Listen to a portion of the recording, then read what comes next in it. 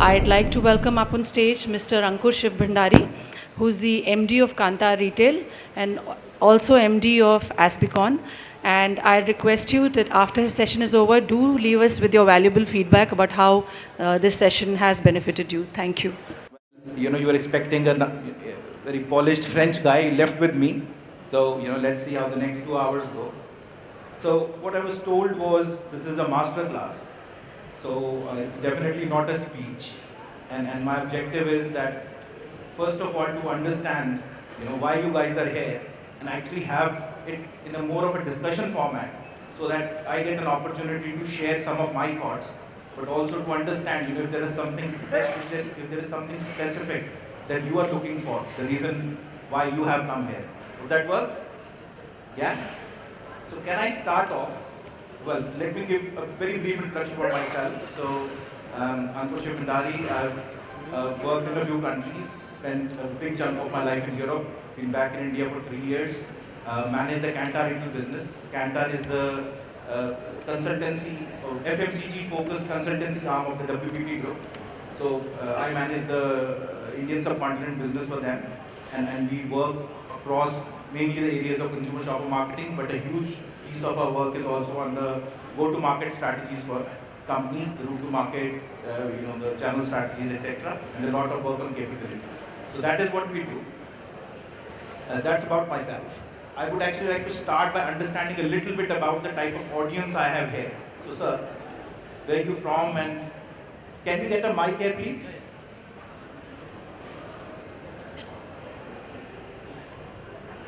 Well, I'm Rahul Mani, Director Sheepard Affiliation. We are into cold chain. We provide cold chain solution to the food industry. Okay, thank you. And who do we have here? Hi, good morning everyone. We are three of us from Smolin Group. My name is Shogato Chatterjee. He is Vivek Khandelwal, and we are Rohit Arya. So we are also like you are part of the WPP group. So Smolin is also part of the WPP. Yeah. So we take care of the retail execution. So currently we are working with a lot of clients, Unilever being the biggest. We have a company called Hindustan Field Services which takes care of the entire field marketing activities for Hindustan Unilever. And under the Smolin group, we have companies like Samsung, Hershey's, Kellogg's. So that's what we do. Yeah. And you started out in South Africa. Yeah. Right. Smolin group. Who do we have here? Hi everyone, I'm PAJI. I'm a food ingredient company. We provide seasonings to QSRs and processors and retailers. Okay. Clear together.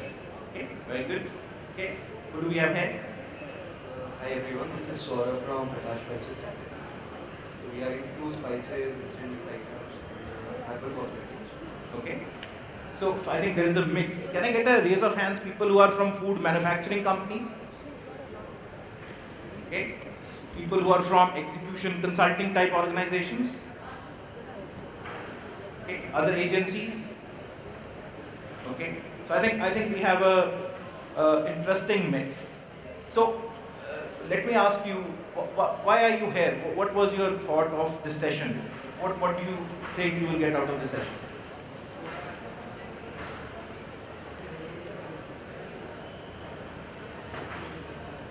Anyone? Would anyone like to say what did you think you will get out of this session?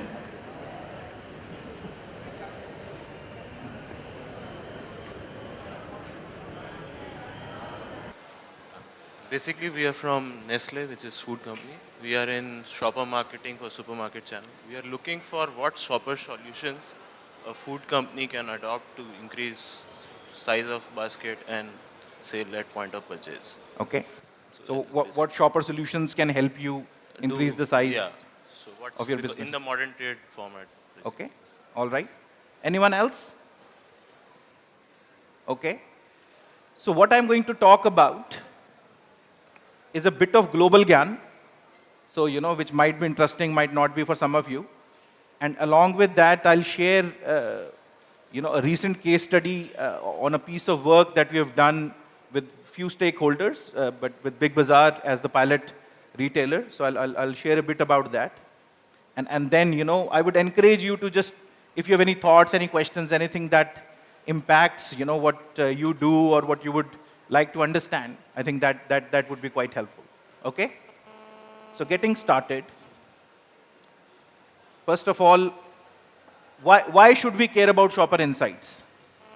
Okay? So, we had a answer from the gentleman here that you're looking to focus on this area so that can help you increase the size of your business. So that is there. But how do we go about that? I'm sure there is a lot of different thinking around that. But how do we go about that? So first of all, we start with, what is the business issue? How can shopper insight help us address a business issue? Has anyone heard of the PAJI model? Have you heard of the PAJI model related to shopper marketing and shopper understanding and all of that? Okay.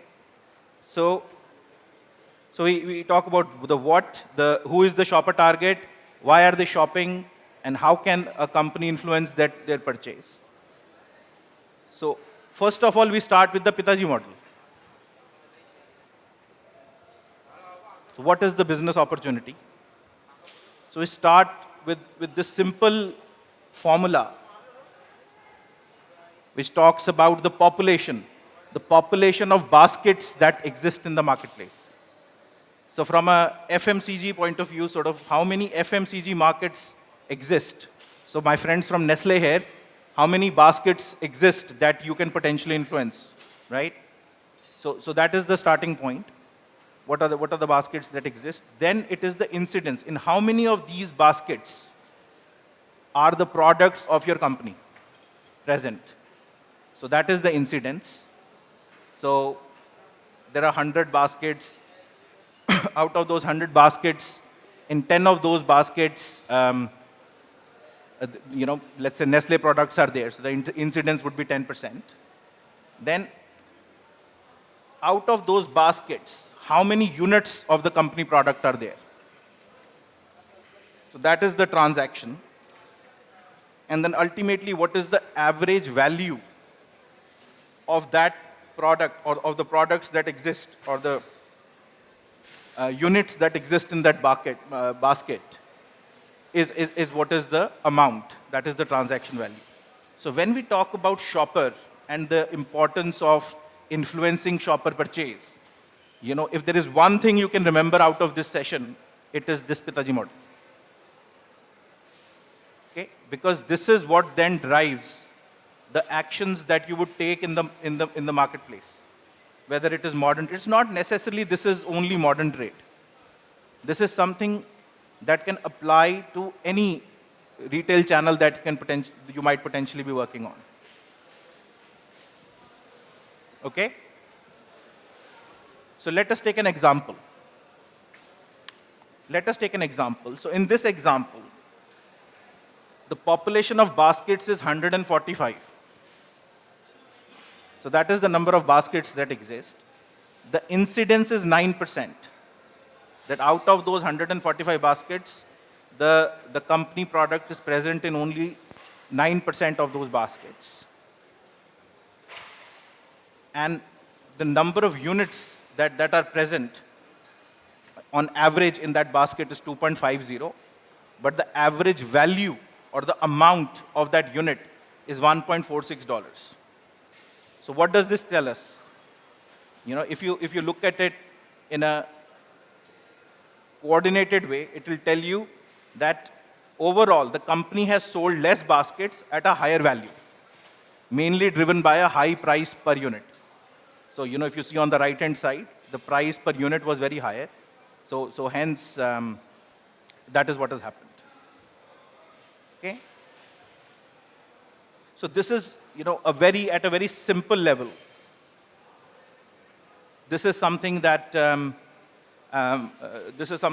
be used to understand what to influence in.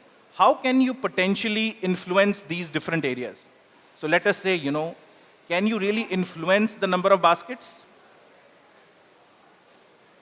Can you influence the number of baskets? Can you influence the population? Anyone? Can you influence the incidents?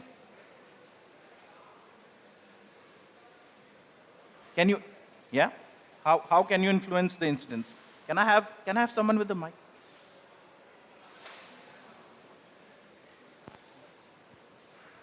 See, I think we can influence the incidents by having a lot of touch points which directly or indirectly interact with the consumer. So it may or may not only be verbal interaction. There are a lot of non-verbal interactions which actually influences the mind of the consumer at the point of sale, whether we talk about any forms of retail, whether modern trade or general trade. Yeah. So if you're saying company baskets or FMCG baskets, if they're non-verbal interactions and if they are strong enough to influence, they will influence. And we have noticed it on multiple occasions, on multiple product portfolios as well. Okay. So what you're talking about is below the line. Yes. At the point of purchase. Yeah, at the point of sale. There are certain things that you can do to influence the incidents. Sure. You know, and there are certain things that can be done at above the line as well. Yeah. And there are a lot of things which can be done above the line as well. Yeah. But that is not the focus of this discussion. Correct. However, at the point of purchase or at below Because the line I think level, this PETA model refers exactly to the point of purchase. Yeah. Because it's completely below the line only. Well, so incidents can be influenced above the line as well. Yeah, but then the Although consumer in will go somewhere to pick it up, and then, you know, at the point of purchase, if Yes. there are too many offers floating around, then obviously, knowing today's consumer, they'll completely get. So it depends upon what is, really very powerful to influence the mind of the consumer at that point in time. Absolutely. So there are a few things that can be done to influence the incidents. Yeah. Can you do something to influence the transaction? Or the number of units that you have in the basket?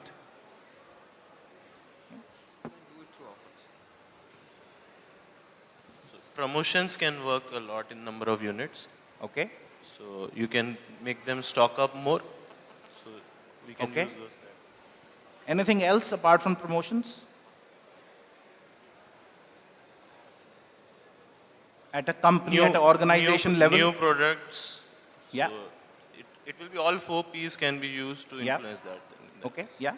So it could be anything, OBPCC could be, PCC, promotion pack, all of that. So you can use potentially different combinations of those to potentially influence transaction. And what about the amount? You can premiumize your product, use more premiumized products. Okay. So high value products can be. Anything else?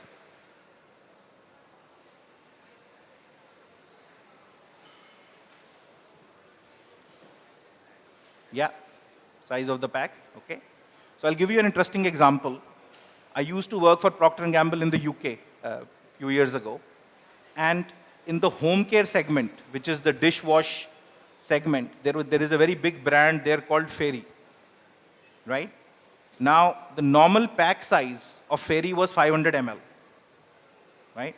The company launched slightly bigger sized packs, which were easier to handle with the, money cannot buy type of spray pump and all of that stuff, and actually premiumize the thing, but at the same time increase the pack size. And there was research that actually showed that by having a bigger pack size, consumers were actually consuming 33% more. So it is not necessary that the consumers have a set measure to use consumables like that. If the pack size is slightly bigger, the data showed that because of a bigger pack size, the consumption was about 33% more. And once that thing came out, P&G in that market went for a big upsizing strategy. So whether it was Ariel, which moved from a 1.1 to a 1.8 kilogram pack, or whether it was Pampers or whatever it was, it actually, the whole thing went to a big upsizing strategy. So, just to give you a view and bring this together in terms of the PETA model, it is called. I've called it the PAJI model, but the example that we talked about, and company could do various things, which I think we have talked about that. So that is where the business opportunity is. Can I get a glass of water? So that is where the business opportunity is.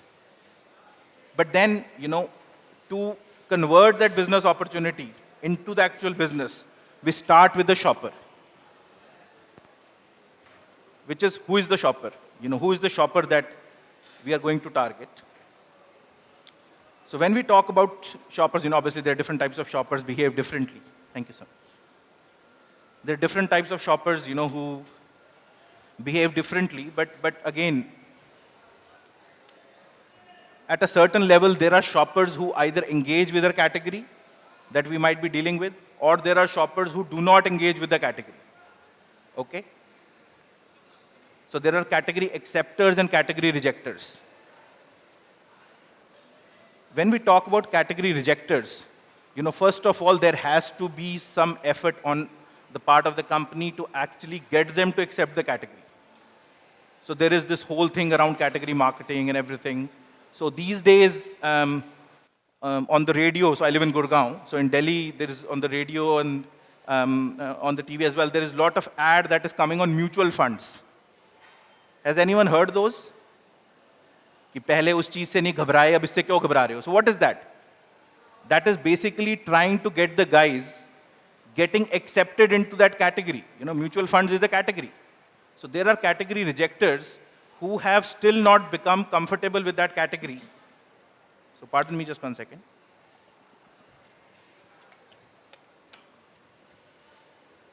So there is effort on the part of whichever company that might be to actually get them to accept the category. So that is fine.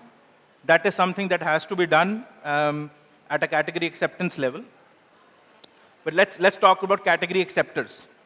So people, who already embrace the category, who are already comfortable with the category. For the category acceptors, to appeal to them at an overall level, we just had a discussion about above the line and below the line and all of that. There is a lot of stuff that consumer marketing can do. There is a lot of stuff, that can happen above the line, media, ads, all of that, to further appeal to all the brand loyalists and all of that. But when we get to a lower level, which is at the shop level, we then start seeing the differences in those shoppers. Okay? So if we talk about brand loyalists, you will have the whole continuum from a heavy purchaser to a non-purchaser. When we talk about brand switchers, again, you have the whole continuum. And then when we talk about brand rejectors at this stage, again, so what is it that you do? Across, these three brand loyalists, brand switchers, and brand rejectors. So again, different strategies that can potentially help from a shopper marketing point of view. Okay? If we are talking about brand loyalists, so for heavy users, obviously you drive loyalty. Tell me one thing. If a company is introducing a product and is doing half price on that product, what is that driving? Can anyone tell me what is that driving? Sorry? They're driving themselves out of business. That is one way to look at that, yes. Okay, anything else? Trial. Okay. There are different mechanics that are used in the marketplace to drive different behaviors. So if it is a new product, whether it is sampling, whether it is half price, etc., it is driving trial. Let us say, some of you are very loyalist Maggi ketchup users, right? If Maggi does buy one, get second half price or buy one, get one free, what is Maggi driving?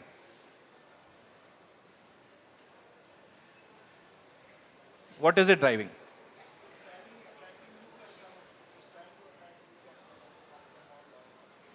So let me put it in a different way. There is a new ketchup that has been launched in the market called Joy Ketchup. आपने उसको कभी use नहीं किया. उन्होंने offer डाल दी buy one get one free. As a new user, would you buy that? As a buy one get one free? Okay. Okay. Without knowing what taste that is, what quality that is, all of that. Okay, no, that's fine. And again, it's different shopper behavior, but generally, buy one, get one free and multi-buys are used to drive loyalty. because the shopper is already comfortable with the brand, they already understand the brand, and by doing a buy one get one free, by doing a multi-buy, what you're also doing is you are taking the shopper out of the market for longer. अब ketchup तो आप दिन में उतनी use करोगे ना, हाँ थोड़ी बहुत बच्चों ने ज़्यादा डाल ली बात अलग है, but otherwise the consumption value is limited. So there are different mechanics that are used to drive different techniques, etc. from a shopper point of view. So on this continuum, coming back to this, if we are talking about brand loyalists, and on this continuum of heavy users, heavy purchasers, obviously you reward loyalty. For light purchasers, you reward upsizing and you motivate impulse purchase, if it is a light user.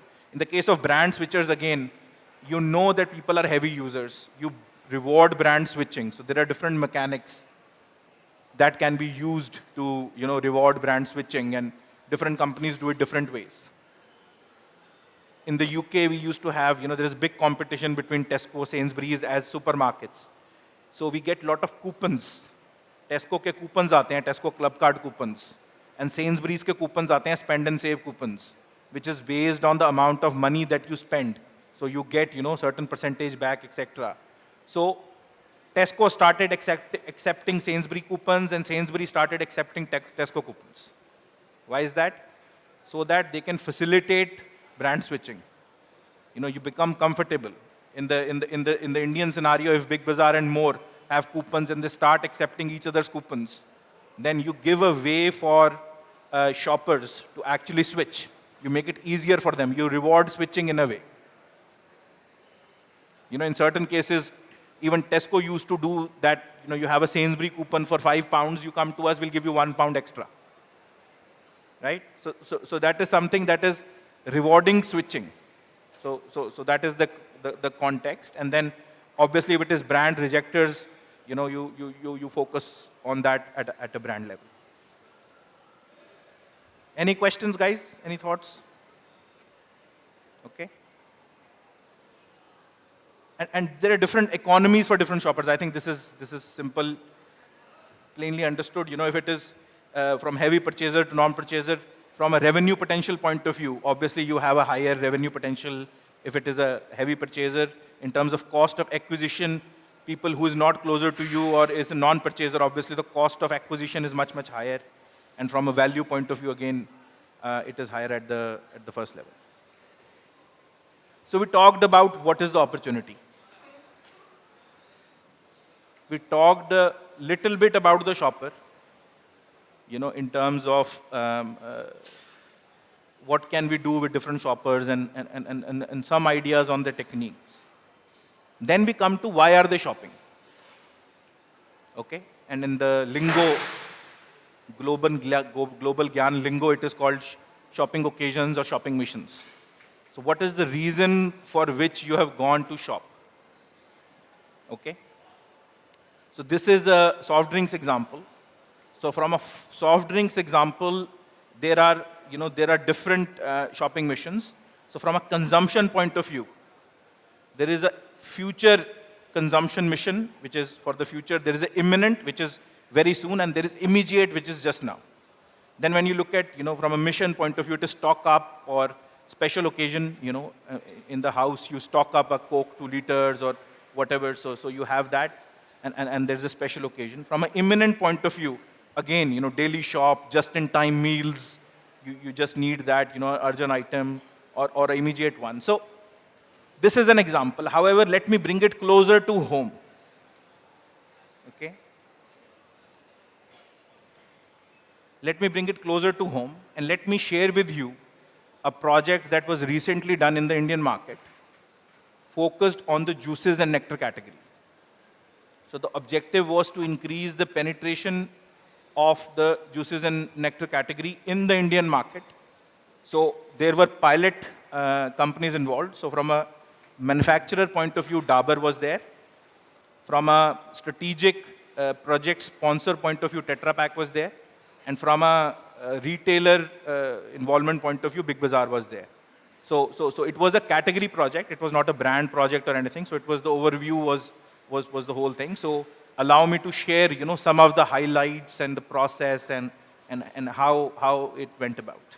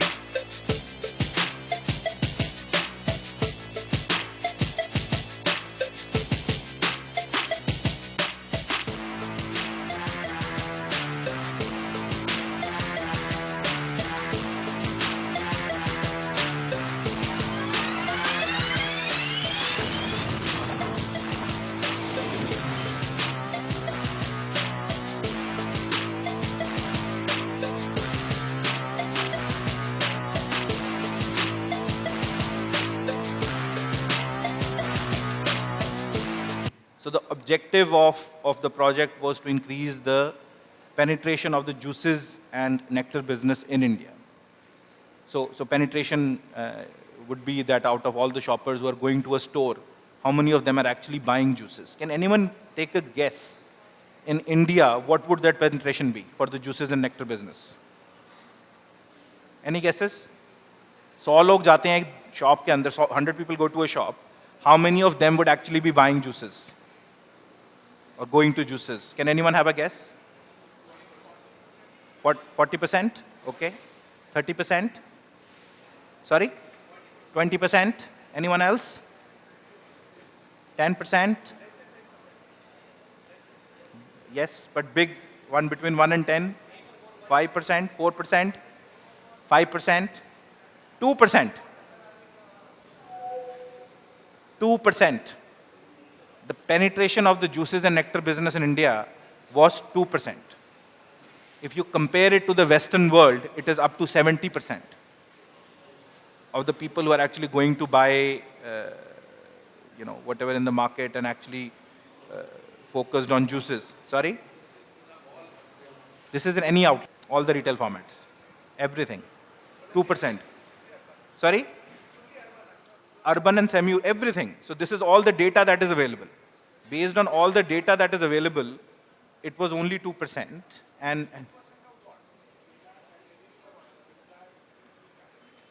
so 2% of the number of people going to shop, how many of them are actually shopping juices? It's 2%. So that is the penetration, yes. This is everything. This is everything. Organized might be slightly higher, but at an overall country level, it is 2%. So the opportunity, obviously is huge.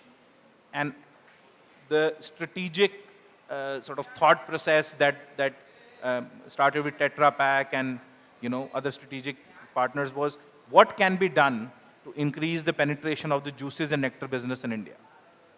And then, I think you're highlighting absolutely the right thing, difference between modern and urban and semi-rural and rural and all of that. So the decision was taken that let us first of all focus on modern trade because that is where you can actually do something about it to start with. And then based on the results there, you can actually take it to other channels and other formats and all of that. Because even in modern trade, there was this huge opportunity to actually do something about it. And as I mentioned earlier, from pilot partners' point of view, this was a category project. It had nothing to do with a particular brand as such, but there were pilot partners who were involved in this project. to help out with various thinking and the resources and all of that. So there were 10 pilot stores selected in India, 5 in Delhi NCR and 5 in Pune. And then, the whole work was undertaken, and when the video started, it talked about Project Drive. So which is basically, an acronym for the 5 phases of the project, which is first of all discovering and understanding the data that existed in the market from a quantitative point of view, but also from a qualitative point of view. So there were a lot of field visits undertaken to these stores, etc. Then it is about classifying that and understanding what is actually happening in the market, coming up with the shopping missions. So there were few shopping missions that so first of all, it was about understanding the category growth drivers. So what are the growth drivers that can actually help this category grow further? So from a category growth driver point of view, the first one was easy to shop. How do you make it as easy to shop as possible for the shopper? And then there was, something around promotions. There was something about keeping it chilled and all of that. In the easy to shop were the shopping missions. And then, breakfast was a shopping mission, school breaks was a shopping mission, lunch breaks was a shopping mission. So there were shopping missions that were highlighted. And then, a lot of work was done on that. One of the big things that came out of that was that shoppers shop first by flavor and then by brand. If you go to stores, there are different ways you will find juices laid out. But when we dive deeper into the shopper thinking on juices, it is, I want mixed fruit, I want mango, etc. And then getting into the brand. So a lot of the layouts that you would have seen there, and if you go to Amanora Park in Pune or in GIP Noida or Sahara Mall and all that, you will see that now the layout of the juices aisle was by flavor and then by brand. And then there were the concepts of brand blocking and vertical brand blocking and all of that applied. And the whole category was focused. So juices for joy was the tagline that was there. So that is something which was done. There was this whole branding done in all of these stores. From an activation point of view, there were actually promoters and demonstrators in the store to actually drive the category forward.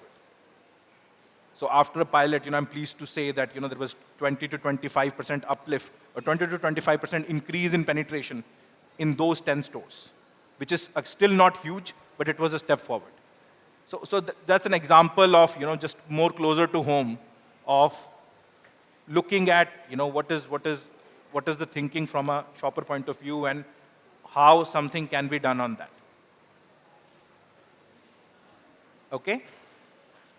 So this is what I wanted to share on the, the whole what, why, and shopper, and what can be done and all of that.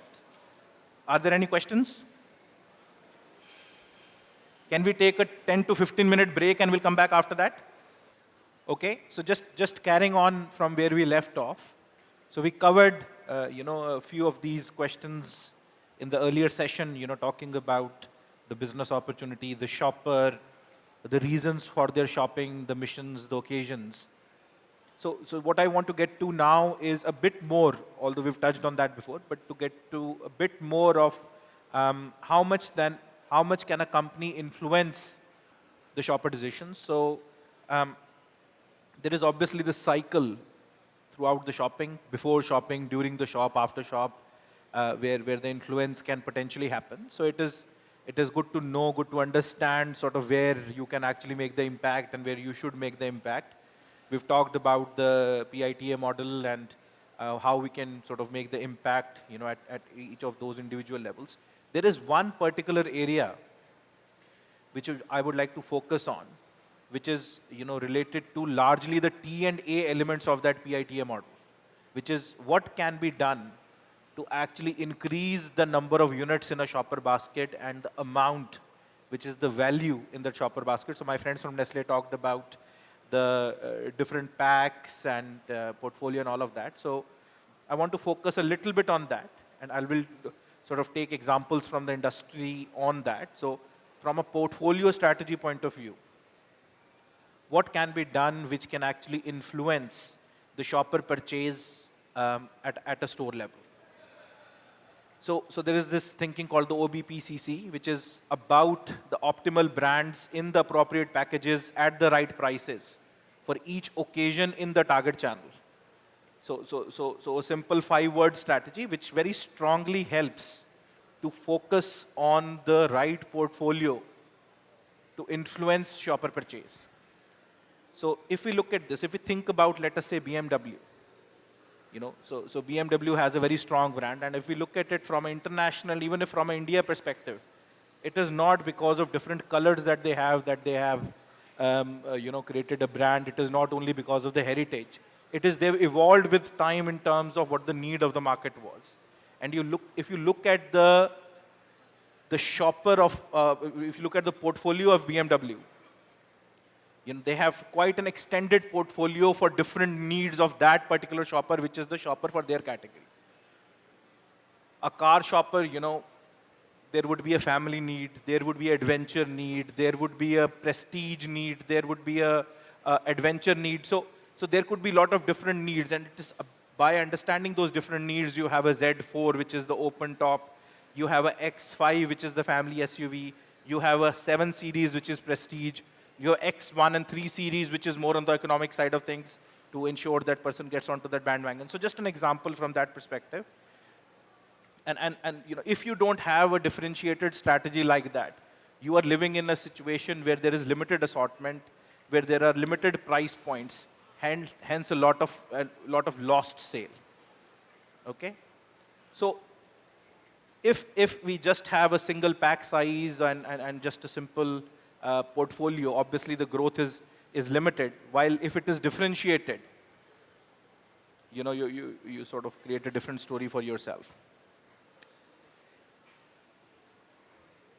There was some work we were doing with Coke, and one of the key thinking which actually came from them was, if a shopper is buying for a party at home, he is more pack loyal rather than brand loyal. Okay? So if there is a party at home, it is more important that the person gets a 2-liter rather than whether he gets a Coke or a Pepsi. Right? So if you are not present in that pack size, that is clearly a lost sale for you. So it is about understanding, what is the right need of the shopper according to the occasion for which the shopper is shopping. There was another sort of similar example, whereas in travel, the shopper was more loyal to the format than the brand. So you would need a screw cap. You cannot have a can. आप बस में can लेके जाओ, देखो कितना अच्छा लगता है. अगर you have some Coke left, you'll have half of it over you. So it is important that the format is with the screw cap, so that you can actually carry it with you. So simple examples, but highlight the point that based on the shopper need, it is about what is the right portfolio strategy that the company needs to have. And this model sort of helps to bring it to light. So each pack has a distinct role.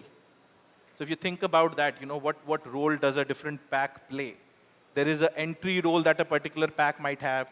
There is a role to help with the increase of frequency of consumption that a pack might have. It might be upsizing and it might be upgrading or upscaling.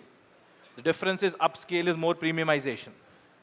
Upsizing is obviously getting it to a higher size. So entry price point. So I gave you the BMW example. It's an entry price point. They're sort of looking to launch the 1 Series at 20 lakhs. It's more than that, but sort of there are different companies where you have clearly, entry price points. I think Mazda has just been launched in a 5 or a 6 rupee Tetra pack, which can easily be bought. Sachets, Cabin Care is a great example where they totally revolutionized the category entry with the sachets when they launched the chick shampoos many years ago.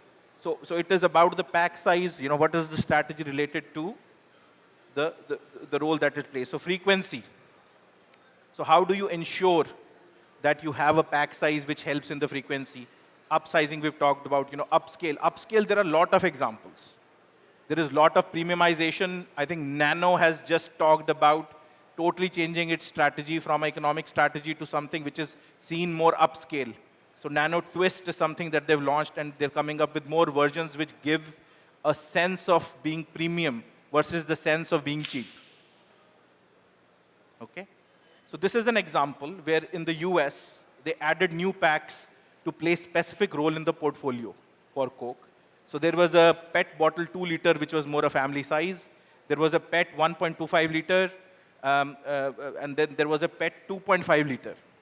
So different pack sizes to appeal to different shopper needs.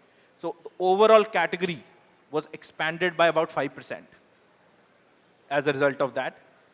If you look at the 1.25 liter, about 50% of the volume was incremental and more sort of related to the occasions and what was required. Okay? And then there are clearly defined roles for each pack, what role a particular pack is playing. So, there are more details around that. But from this portfolio strategy point of view, going back to the juices project that I talked about, one of the key learnings that we had was 2 liter was fine, but there was a lot of need for the small 200 ml packs. Because there was a shopping occasion called Serve Chilled, which is just now, I wanted some juice which needed to be in the tillers. But it was very difficult to implement that strategy in Big Bazaar. It was very difficult to get them to stock 200 mls. Can anyone tell me why? Any thoughts why a retailer like Big Bazaar was very reluctant to have 200 ml? No issue with chiller space. No issue with cost of service. Are we talking about RGB bottles? No, I'm talking about juices, 200 ml Tetra packs. 200 Tetra. So this is the juices project we talked about earlier in the day, where this whole Tetra pack based juices were focused on. They want consumers to upgrade, okay? Anything else? Sorry? Low in value? So on one hand, it is low in value. On the other hand, they're losing this big chunk of shoppers who they could have easily converted. Juice is a consumption. It is an expandable category. You can drink more of juice, doesn't matter. So if you've lost that occasion, the person might just be drinking water. So that opportunity is lost. The answer is shrinkage.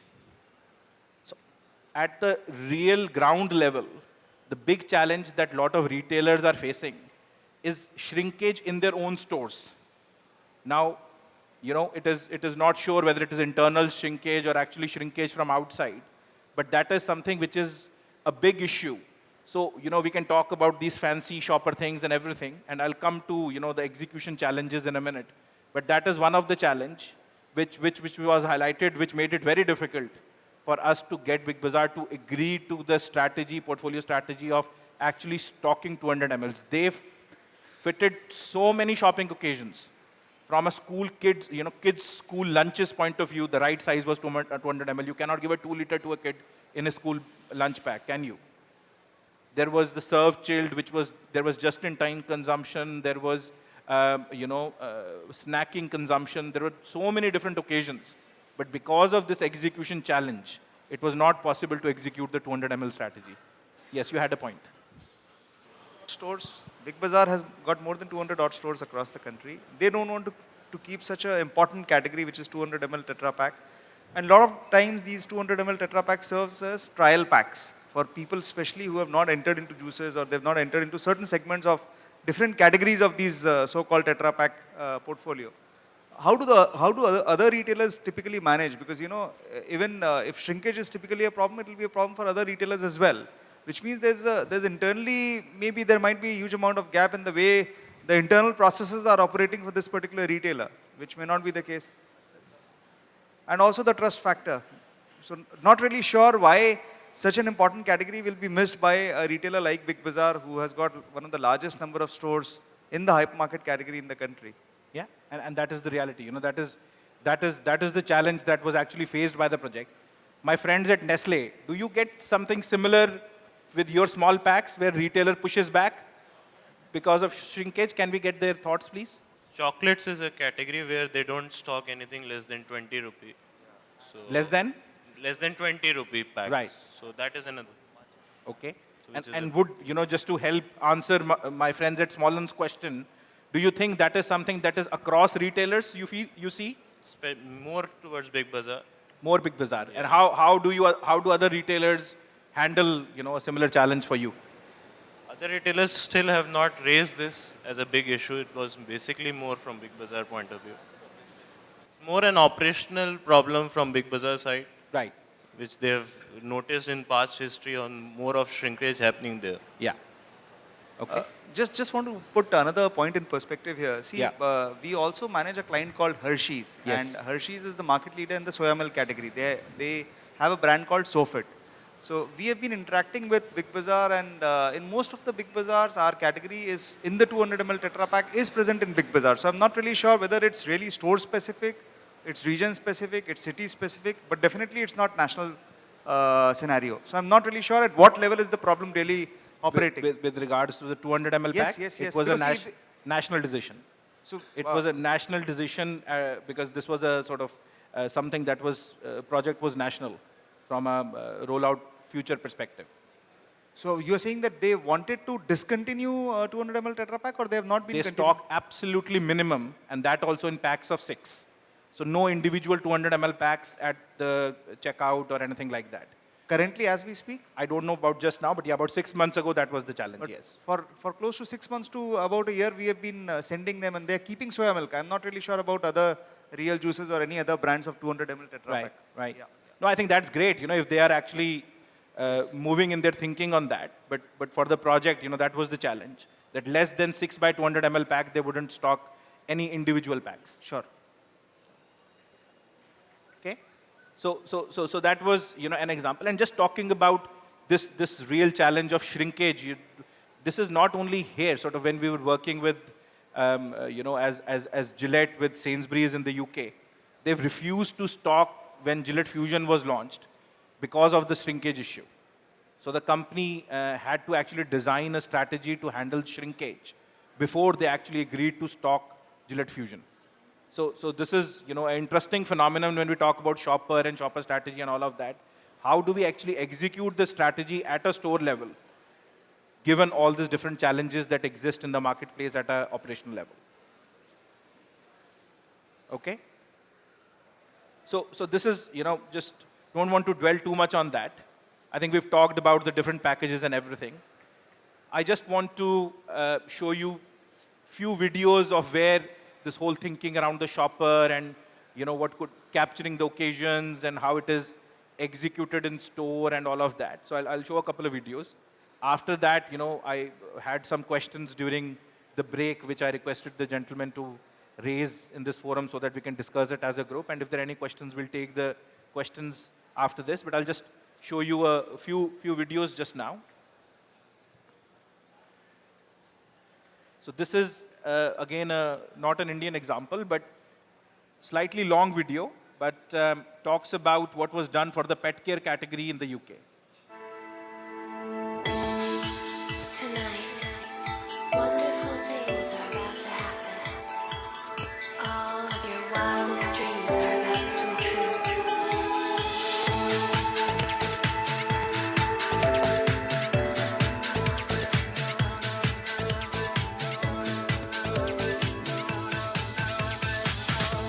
I feel like the sun, I feel like the rain, I feel like I just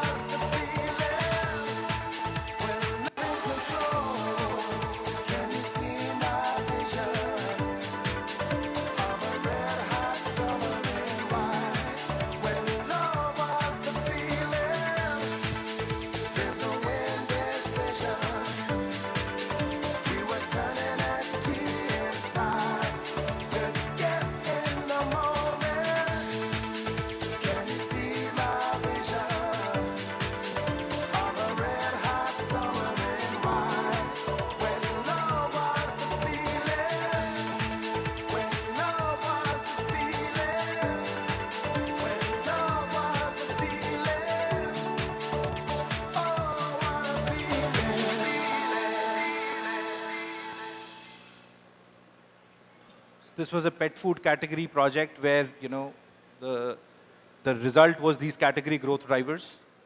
As we shared some category growth drivers for the juices category, this was for the pet food category, and then how each of those category growth drivers were actually activated in store. So you know, totally embedded in the needs of the shopper, and then what needed to be done at a store level to actually activate those category growth drivers. Another example from travel retail.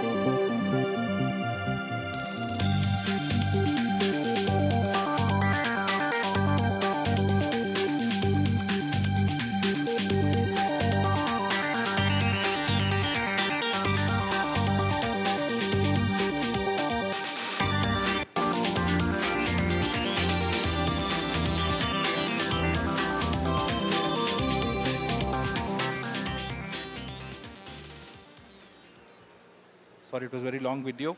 So again, another example of category growth drivers. So that's it, guys, for my presentation. If there are any questions, anything anyone would like to discuss.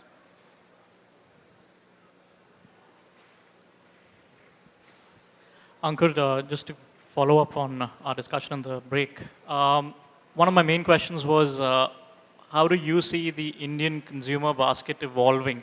So if you could throw some light on what it was 5 years back, what it is currently, and where do you see it going forward in terms of assortment, basket value, and the number of products. The second thing I wanted to throw some light on is the entire e-commerce space. It's a rapidly evolving category. How do you see it as, whether it is competition to brick and mortar retail, whether it is not, whether it complements it, and where do you think Indian perception lies in terms of acceptance to trading or purchasing on e-com portals? Okay. So, yes, afterwards, okay. So first of all, I think your question is about the Indian consumer basket and how is that evolving and what is happening on that. You know, I'm a very small person. I cannot talk about the overall. I will just share my thoughts, which is obviously it is heading towards a very positive direction. You will see a lot more categories. You will see a lot more products within categories within the Indian consumer basket at the moment. There were categories like olive oil, which were not very big categories earlier, now have become huge categories for modern trade retailers and across the board. You will see categories like hand wash, which did not exist and have suddenly evolved and become huge categories, starting with modern trade and then getting into smaller categories as well. Packaged rice has become such a huge category. again in different formats. So you see a lot of new categories, or pasta, for example, has become a huge category. Popcorn has become a huge category. So there are a lot of examples where there are many new categories that have come into the consumer basket across different trade channels. So a lot of new categories within the basket, and then within categories, you have a lot of new products that are coming in. So if you talk about juices again, you have the whole real sort of 100% type products that have come, which are more nutrition based within that category. So that has evolved as well. So that is across the channel landscape. And then specifically related to channels, so modern trade, I've given you some examples like hand wash and packaged rice. There is a role that certain channels are playing in the evolution of these new categories. So coming back to the question, it is definitely heading in the positive direction. Basket is increasing, products in the basket are increasing, and I'm sure the average value of the basket is also increasing. So that is first. Second, to your point on e-commerce, I think from our point of view, we talk about something which is called a path to purchase model. So as shoppers, any person goes through that path to purchase model before you make any purchase. The starting point of that path to purchase model is awareness, whereas you get aware about something. You get aware about a category, or you get aware about a product. Then you try to understand that product, that what is that product all about. Then you sort of get convinced on that product, then you find that product, you experience that product, you buy that product, use that product, and then recommend it. So there is this, in a way, a funnel that goes through. You might be getting aware about 100 products, but by the time you actually get to purchase, it might be 5, and then you recommend maybe 2 of those. In the e-commerce situation as well, I think I would say a similar path to purchase model works, but then obviously the barriers and triggers are slightly different, because there are barriers to purchase and triggers to purchase for anything. So in the e-commerce also, first of all, there is the awareness thing, that how many people are aware, which is related to the internet penetration and all of that. Once you are aware, then do you understand that? Are you able to find that? So let us take Flipkart as an example. Flipkart did a lot of work in terms of creating its awareness to the broader marketplace. And I'm sure that awareness is at a much higher level now. But then it is about finding it. So now you go to Google, type anything, you will see Flipkart on the first page. So that is the finding thing within that path to purchase. And then, whether there were barriers, obviously, with regards to giving out your credit card number and debit card number, which was ingrained in the Indian mindset.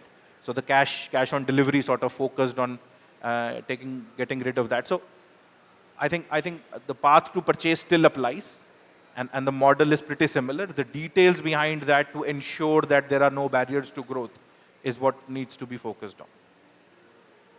Does that answer your question? Can we get, yeah. Hi, I'm Neha Simlai. I work with the Worldwide Fund for Nature in India. I just want to understand, in terms of a category, what is the sort of customer response you're getting for sustainable products or sustainably sourced products? Because I see the customer evolution in terms of when you spoke about the customer basket evolving. Do you see sustainability as one of the drivers at all for customer experience these days? I personally do, very strongly. So I think that is something that is still in its nascent stage. Globally, it has evolved to a great extent. So if you talk about the Western world, Europe, US, that is something which is top of mind, where even bananas need to be responsibly procured, and that is what people buy. So I would actually talk about it in both the sense of responsible procurement as well as sustainability, because sustainability from a resources point of view, but also from a human point of view, I think is very important. So from an India point of view, I think it is definitely something which has started. So we, for example, we would only buy organic at our home, from that perspective. So, and a lot of people in Gurgaon where we live, do that. So it has definitely started. I would say the percentage of that thinking would still be very small, but heading in the right direction.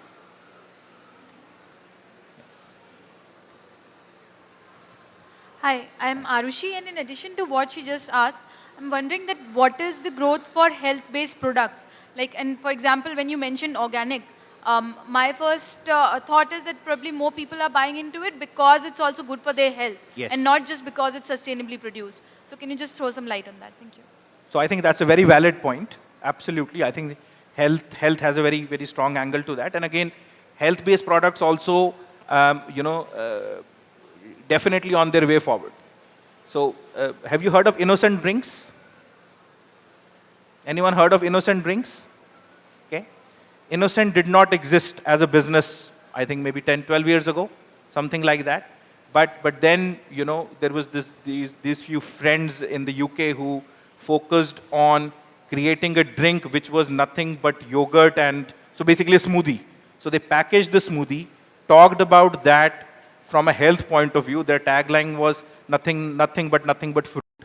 It absolutely stormed the market, where people would be paying maybe 50 pence a liter for carbonated drinks. They charged £1.39 for a 250 or 300 ml pack.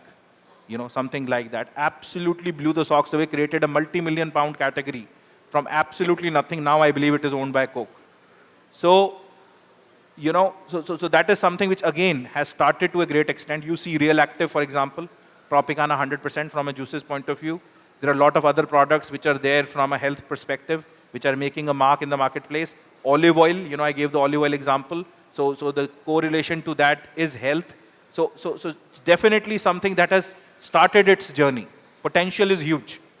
It has definitely started its journey because obviously as Indians we have our own eating habits and everything which are sort of different, not necessarily very healthy many times, but the journey has started. Okay. Yeah. Hi, Ankur. My name is Rohit. I'm with the Smolen Group. So two of your models, the PETA model and the consumer-based model, were quite insightful. Now, I wanted to ask you that from a company's point of view, let's say a company want to achieve an X percentage growth in the next coming year. Now, what would be the step one for that company? Would it be the PETA model, looking at how the basket is evolving and what percentage do you have in that basket and the entire PETA model, or you would start off with a consumer-based model, saying that okay, which are my consumers and who are actually the category rejectors, or what would be the step one? So in my view, I think you have to first understand who are the category acceptors and rejectors, and then what is it that you need to do at that level, and then you go through the journey. So the category focus in all of this, in my view, is very important, because I think the days when the brand focus existed, I don't think exist anymore. It is all about the category focus, because if the pie increases, your share of the pie increases.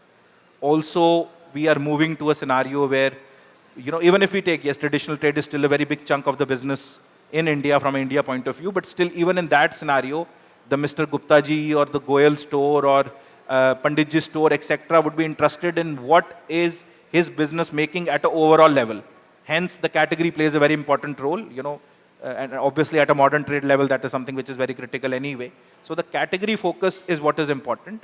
And then you sort of go down the path of how do I help the overall category go, and then what is the role that I play in that category, so that there is a conviction in the mind of the consumer, the shopper, to choose me versus someone else.